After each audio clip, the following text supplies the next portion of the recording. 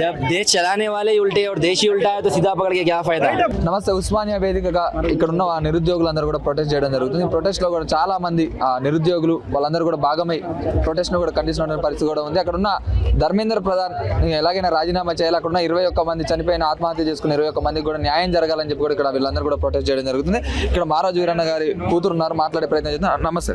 నమస్తే అండి. అంటే ఎట్లా చూసుకోవచ్చు, అక్కడ నిరుద్యోగులందరూ కూడా రక్తప్రసమై పోలీసులు అందరూ కూడా విచక్షణారహితంగా కూడా వాళ్ళందరూ కొడుతున్నటువంటి పరిస్థితి.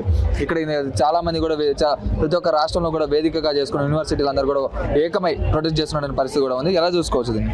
ఇది 2014 నుంచి చూస్తే ఈ గుండాగిరి అనేది మనకి కొత్తది కాదు. ఈ రోజు ఒక నెరేటివ్ అనేది మారుతుంది. ఎలాంటి నెరేటివ్ అంటే, ఒకప్పుడు ఓన్లీ సివిల్ సొసైటీసే కాదు, ఒక ఇండివిజువల్ ఒక కామన్ పర్సన్ వచ్చి ఏదైనా డిసెంట్ ప్రకటిస్తే ఈ గుండాలే కాదు, పోలీసులతో సహా ఎంతో మంది అంధభక్తులని చాలా రాక్షసంగా ఆన్లైన్లో అబ్యూస్ చేయడం ఎన్నో విధాలుగా మనం చూస్తూనే ఉన్నాం. చాలా మంది ఎంత మాట్లాడాలని అనుకున్నా, మాట్లాడాలనిపించినా, నిలబడాలని అనిపించినా చాలాసార్లు భయపడిన సందర్భాలు ఉన్నాయి. ఆ నెరేటివ్ ఇప్పుడు మారింది. ఇప్పుడు ఎక్కడ మీరు చూసినా కూడా ఎవ్వరూ భయపడట్లేదు. ఈ భయం అనేది పోవడమే ఇది ఒక చరిత్ర అనేది మనం రాయబోతున్నాము.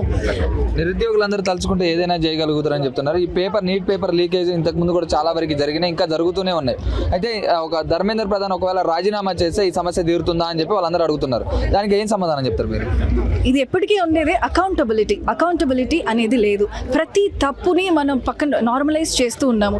అంటే ఇక్కడ మనం గమనిస్తే మోడీ ప్రభుత్వం ఎట్లా తయారైందంటే, మనకి ఒకవేళ ఏదైనా కష్టం వస్తే కనీసం దేవుడినైనా ప్రశ్నిస్తాం. అరే దేవుడా, నాకు ఎందుకు ఇంత కష్టాన్ని తెస్తున్నావు, మేము ఏం చేసేవారు. కానీ ప్రభుత్వాన్ని మనల్ని ఎన్ని కష్టాలు పాలు చేసినా క్వశ్చన్ చేసే పరిస్థితి లేదు.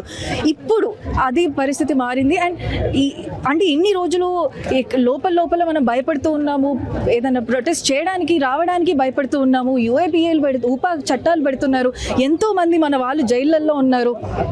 కానీ వాళ్ళందరినీ విడిపించుకోవాలంటే, మనం ఈ బంధనాల నుండి విడిపోవాలంటే మనం ఈరోజు బయటికి రావాల్సిందే, తప్పదు. ఓకే. అలాగే ఇప్పుడు ఇక్కడ ఉన్న నిరుద్యోగులందరూ కూడా ఎవరో రెచ్చగొడుతున్నారు, వేరే పార్టీ వాళ్ళు, వేరే దేశస్తులు కూడా వీళ్ళందరూ కూడా రెచ్చగొట్టడం వల్ల వీళ్ళందరూ కూడా ఇంతగానంగా ఉద్రిక్తం చేస్తున్నారు, దేశాన్ని పాడు చేసే విధంగా వీళ్ళందరూ ముందుకు వస్తున్నారని చెప్పి కూడా బీజేపీ పార్టీ నాయకులు కావచ్చు, ఇతర వాళ్ళందరూ కూడా చెప్పడం జరుగుతుంది. దీన్ని ఎలా చూసుకోవచ్చు? ఇక్కడ ఒకటి మనం ఆలోచించాలి.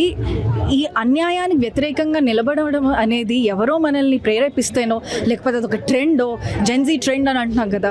అఫ్ కోర్స్ అందరూ ముందుకు వస్తున్నారు. ఈ కాలంలో వాళ్ళు ఇప్పుడు చాలా స్పష్టంగా అర్థమవుతుంది కాబట్టి వాళ్ళు జెన్జీ, వాళ్ళు మిలీనియన్స్ అందరూ ముందుకు వస్తున్నారు. బట్ ఇక్కడ ఆలోచించాలి, ఇదొక ట్రెండో చాయిసో కాదు, ఇదొక ఇన్స్టింక్ట్. మనం తరతరాల నుంచి ఎలాంటివి ఎదుర్కొన్నా సరే, మన తాత ముత్తాతలు, అమ్మమ్మలు, అందరూ ఏదో ఒక విధంగా దాన్ని ఎదుర్కొని వచ్చిన తరం ఇక్కడి వరకు. సో అది మన డిఎన్ఏలో ఉంటుంది, అది మనం ఇన్హెరిట్ చేసుకుంటాం and will carry it forward. అంతేగాని ఎవరో ప్రేరేపిస్తానో అది వచ్చేది కాదు. ఇది మన డిఎన్ఏలో ఉంటుంది. చేయకుండా మనం ముందుకు రాకుండా ఉండము. నాకు ఇంకొకటి కూడా స్పష్టంగా చెప్పాలన్నది ఏంటంటే, ఏది నిత్యం కాదు, ప్రతిదీ అనిత్యమే. ఈరోజు ఈ గూండాగిరి జరుగుతుంది, ఇది అనిత్యమే. దీన్ని మనం తప్పకుండా ఎదుర్కొంటాము. ఇప్పటి నుంచి మొదలవుతుంది. అండ్ ఇంకొక విషయం ఏంటంటే, యూజువల్గా అందరూ మర్చిపోతే ఒక ఉద్యమం జరుగుతుంది, కొన్ని రోజుల తర్వాత అది కొంచెం పలసపడుతుంది, తర్వాత ఎలక్షన్స్కి వచ్చేసరికి ఈ మెమరీ అనేది ఉండదు. ఇప్పుడు మన ముందున్న బాధ్యత ఏంటంటే, ఈ మెమరీని మనం కంటిన్యూ చేయాలి. మనకి ఈరోజు ఏదైతే అన్యాయం జరిగిందో దాన్ని గుర్తుంచుకోవాలి. అది వచ్చే ఎలక్షన్స్లో మనం వీళ్ళని ఓడించి చూపించాలి. దానికి ఈ ఉద్యమంతో పాటు మనం ఈవీఎంస్కి వ్యతిరేకంగా కూడా ఉద్యమించాలి. ఎందుకంటే వాటి వల్లే, ఆ సిస్టమ్ వల్లే వీళ్ళు ఇంకా మళ్ళీ పవర్లోకి వస్తున్నారు.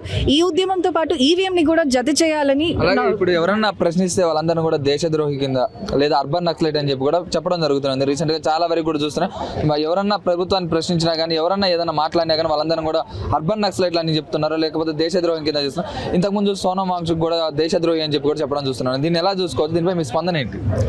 ఇలాంటి ప్రభుత్వాలు, ఇలాంటి పార్టీలు కానీ, ఇలాంటి వ్యక్తులు కానీ ప్రభుత్వాలలో ఉన్నప్పుడు మనలాంటి వాళ్ళందరినీ అర్బన్ నక్సలైట్స్ అనడము జరుగుతూనే ఉంటుంది. ఇప్పుడు నా తండ్రిని నక్సలైట్ అని ఫేక్ ఎన్కౌంటర్లో చంపేశారు 1998లో. ఆ రోజు ఆయన దేనికి పోరాడాడు? మనకి తెలంగాణ రాష్ట్రం రావాలి. వచ్చిన తెలంగాణ రాష్ట్రంలో మన దళిత బహుజనులు మన దళిత బహుజనులు రూల్ చేయాలి అని ఆ రోజు పోరాడుతుంటే ఆయనని ఎన్కౌంటర్ చేశారు. ఏది నిజమైంది? తర్వాత రాష్ట్రం రాలేదా? వాళ్ళు ఎప్పటికైనా ఇప్పుడు మనం భయపడద్దు, మన నిజాలే మాట్లాడాలి, మన నిజాలే సత్యాలుగా అవుతాయి వచ్చే రోజులలో. దానికి మా రోజు వీరన్న ఉద్యమమే నిదర్శనం. ఇదే ఉస్మానియా వేదికగా ఆయన ఎన్నో ఉద్యమాల్ని చేశాడు. ఈ రోజు దళిత బహుజనులు పాలించాలి అనేది మనం అడుగుతున్నాం. ఈ రోజు ఎక్కడ చూసినా జై భీమ్ అనే నినాదమే మనకు వినిపిస్తూ ఉంది. ఆ రోజు ఆయన ఇచ్చిన నినాదం అది. సో మనం భయపడకూడదు. వాళ్ళు మనల్ని ఎన్ని ట్యాగ్స్ వేసినా కూడా అవి వీగిపోతాయి. బాధాకరం ఏంటంటే మనం చాలా మంది బెటర్ పరిస్థితుల్లో ఉన్నాం, కానీ ఇలా జైళ్ళల్లో చార్జ్ షీట్స్ లేకుండా ఉన్న వాళ్ళు, ఉమర్ ఖలీద్ లాంటి వాళ్ళు ఎంతో మంది ఉన్నారు. వాళ్ళందరికీ కూడా సాలిడారిటీగా మనం ముందుకు వెళ్ళాల్సిందే. ఫైనల్గా డిమాండ్స్ ఏం డిమాండ్స్ కావాలనుకుంటున్నారు? డిమాండ్స్ ఏంటి? ఇప్పుడు ప్రజెంట్ డిమాండ్ అయితే ఈ అకౌంటబిలిటీని హోల్డ్ చేయడానికి మనం దాన్ని పోరాడాలి. ధర్మేంద్ర ప్రధాన్ రెసిగ్నేషన్ చేయాలి. ఈ గూండాగిరి ఇవన్నిటిని వాళ్ళు వెనక్కి తగ్గాలి. ఫస్ట్ వినాలి. వినడం అనే అసలు ప్రభుత్వం అనేది అఫ్కోర్స్ అది వినదు. అసలు ఈ ప్రభుత్వాన్ని గద్దె దింపడమే మన పెద్ద డిమాండ్. ఈ వచ్చే ఎలక్షన్స్ వరకు మనం దీన్ని క్యారీ ఫార్వర్డ్ చేయాలని పిలుపునిస్తున్నాము. అసలు ఎందుకు కొట్టాల్సిన అవసరం వచ్చింది? అక్కడ లాఠీ చార్జ్ చేయడానికి వాళ్ళు ఏమి తప్పు పని చేస్తలేరే. వాళ్ళందరూ పీస్ఫుల్ ప్రొటెస్టే చేయడానికి ప్రయత్నిస్తున్నారు. వీళ్ళు ఎక్కడ లేకుండా ఇంకా గట్టిగా మాట్లాడితే పోలీస్ ఆఫీసర్లు వీడియో సర్క్యులేట్ అవుతున్నాయి. ఎక్కడైతే పోలీస్ ఆఫీసర్లు వాళ్ళు యూనిఫామ్లో లేకుండా లాఠీలు పట్టుకొని అందరినీ కొడుతున్నారు. ఇప్పుడు వాళ్ళు పోలీస్ ఆఫీసర్లు అనుకోవాలా, వాళ్ళు బీజేపీ గుండాలు అనుకోవాలా, ఎవరని అనుకోవాలి? ఎవరికి తెలుసు? వాళ్ళు స్టూడెంట్స్ మధ్యలో వచ్చి గొడవలు క్రియేట్ చేసి మళ్ళీ స్టూడెంట్సే చేస్తున్నారు, తిరగబడితే కూడా ఇట్లా చేస్తున్నారు అనవచ్చు కదా. అంటే ఒక ఏజ్డ్ పర్సన్స్ ఎందుకు వస్తున్నారు అందులో? ఒకవేళ వస్తే నిరుద్యోగులు రావాలి, నిరుద్యోగులు చేయాలి ప్రొటెస్ట్. కానీ ఏజ్డ్ పర్సన్స్ ఎందుకు వస్తున్నారు? ఏజ్డ్ పర్సన్స్ చేయాల్సినంత అవసరం వచ్చింది. వాళ్ళందరూ రెచ్చగొట్టే విధంగా ఎందుకు చేస్తున్నారు అని చెప్పి కూడా అంటున్నారు. ఏం చెప్తారు? ఎడ్యుకేషన్ అందరికీ కదండి. ఎడ్యుకేషన్ అయిన వాళ్ళకు కూడా దీంతో పని ఉంది. ఎడ్యుకేషన్ ఇంకా అవ్వాల్సిన వాళ్ళకు కూడా దీంతో సంబంధం ఉంది. అందరూ ఇట్లాంటి ప్రొటెస్ట్లో పాల్గొంటేనే మనం ఏమన్నా చేంజెస్ తీసుకొని రాగలుగుతాం సొసైటీలో, ఇంకా మన ఎడ్యుకేషన్ సిస్టంలో. ఓకే, ఎందుకు ధర్మేంద్ర ప్రధాన్ ఎందుకు రాజీనామా చేయాల్సినంత అవసరమే వచ్చింది? ఒకవేళ ఆయన చేస్తే ఈ సమస్య ఏమన్నా తీరుతుందా అని చెప్పి కూడా వాళ్ళందరూ అంటున్నారు బీజేపీ నాయకులు. ఏం చెప్తారు? ఈ సమస్య ఆయన రాజీనామా చేస్తే ఎంతవరకు తీరుతుందో నాకు కూడా తెలియదు, కానీ అట్లీస్ట్ ఒక స్టార్టింగ్ పాయింట్ ఉంటుంది కి వాళ్ళు ఏం చేసినా అకౌంటబిలిటీ అనేది ఖచ్చితంగా ఇవ్వాలి. జనాలు they notice when you do wrong. నువ్వు తప్పు చేస్తే దాని నుంచి తప్పించుకోలేవు. మాట్లాడతారు, జనాలు రియాక్ట్ అవుతారు.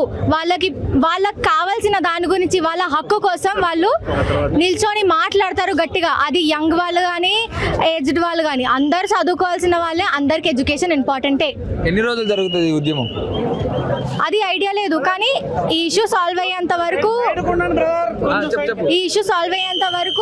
జరగాలని కోరుకుంటున్నా. బికాజ్ ఇది అందరి ఇష్యూ, అందరికీ ఎడ్యుకేషన్ హూఎవర్కి ఈ ఎడ్యుకేషన్ సిస్టమ్ మ్యాటర్స్ అనే వాళ్ళకి అందరూ వచ్చి ఇట్లాంటి ప్రొటెస్ట్లలో పాల్గొని, పీస్ఫుల్ ప్రొటెస్ట్లలో పాల్గొని ఒక చేంజ్ కోసం. పీస్ఫుల్ ప్రొటెస్ట్ అని మీరు అందరూ అంటున్నారు. పీస్ఫుల్ ప్రొటెస్ట్ అక్కడ జరగట్లేదు, పోలీసులను కొడుతున్నారు. నిరుద్యోగులు అనేటువంటి పోలీసులు ఎందుకు కొట్టాల్సి వస్తుంది? పీస్ఫుల్ చేద్దాం అనుకున్నా పీస్ఫుల్ చేయకుండా ఎందుకు పోలీసులను కొడుతున్నారు? అక్కడ ఉన్న వ్యాన్లన్నింటినీ, అక్కడ ఉన్న అద్దాలందరినీ ఎందుకు పగల కొడుతున్నారు అని చెప్పి కూడా అంటున్నారు. నేను చూసిన వీడియోలు చాలా పోలీసులే వచ్చి వాళ్ళ కారు విండోసే వాళ్ళు పలగొట్టుకొని స్టూడెంట్స్ చేసినారు అని చెప్పుకోవడాలు, ఇవన్నీ నేను కూడా చూసిన. మళ్ళీ వాళ్ళ ఎంత న్యాయం ఉంది అసలు? ఒకటి చూపించే న్యూస్ వాళ్ళు చూపించే సరిగ్గా చూపిస్తున్నారో లేదు తెలియదు. మళ్ళీ మనమే అడుగుతున్నాం పీస్ఫుల్ ప్రొటెస్ట్ జరుగుతుందా లేదా అనేది. అది ప్రూఫ్ ఎంత ఉంది మన దగ్గర? ఇప్పుడు మా జెన్జీ వరకు ఎంతైతే ప్రొటెస్ట్ గురించి ఎవరైతే రీల్స్ పెడుతున్నారో, మాకు ప్రొటెస్ట్ గురించి అవగాహన కల్పిస్తున్నారో ఎవరైతే రీల్స్ ద్వారా, వాళ్ళైతే ఏ మటుకు అక్కడ పీస్ఫుల్ ప్రొటెస్ట్ జరుగుతుంది, మేము మా హక్కుల కోసం ఆరామ్సే ఏం లొల్లి చేయకుండా అడుగుతున్నామని అనేది అడ్డు పెట్టుకున్నారు. జెన్జీ అని ఒక పేరు అడ్డు పెట్టుకొని కావాలని చెప్పి ఎంత విధ్వంసం సృష్టిస్తున్నారు అని చెప్పి అంటున్నారు. జెన్జీ అయితే ఏంది? అందరికి ఎడ్యుకేషన్ ఇంపార్టెంటే కదా. ఏజ్ తోటి సంబంధం లేదు. ఇప్పుడు నువ్వు చదువుకోలేదా? నువ్వు ఇప్పుడు ఎట్లా మాట్లాడుతున్నావు? నీ ఎడ్యుకేషన్ వల్లనే వాళ్ళు అంటున్నారని మీకు చెప్తున్నాను. అదే అట్లా అంటలేదు, నిన్న అంటలేదు, కానీ అదే చదువుకున్న వాళ్ళందరికీ కావాలి. జెన్జీ పేరు అడ్డు పెట్టుకున్నారు, కానీ ఇఫ్ యూ ఆస్క్ మీ అదే మన మెయిన్ పవర్. మన పేరు వాడుకోవాల్సి వస్తుంది వాళ్ళకి. So that that means we hold some power in this system, so we need to fight for it so that we get proper good education system where ఇంకో ఇలాంటి protest జరగకుండా మనం పీస్ఫుల్గా పేపర్ లీక్లు లేకుండా మనం ఎగ్జామ్ రాసేటట్టు ఉండాలి.